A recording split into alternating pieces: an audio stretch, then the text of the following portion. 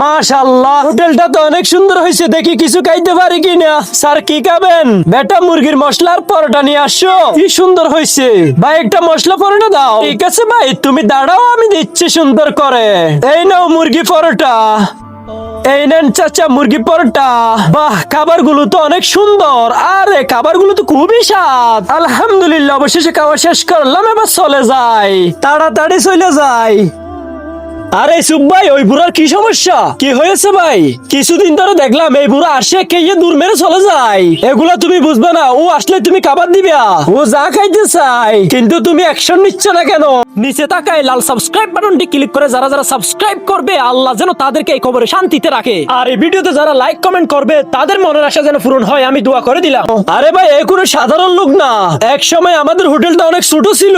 আর একদিন আমি বের হওয়ার সময় দেখলাম, হে আল্লাহ, তুমি এই হোটেলের ব্যবসা অনেক জমজমাট করে দাও, এই হোটেলটাকে উন্নত করে দাও, যাতে আমি খাবার খেতে পারি।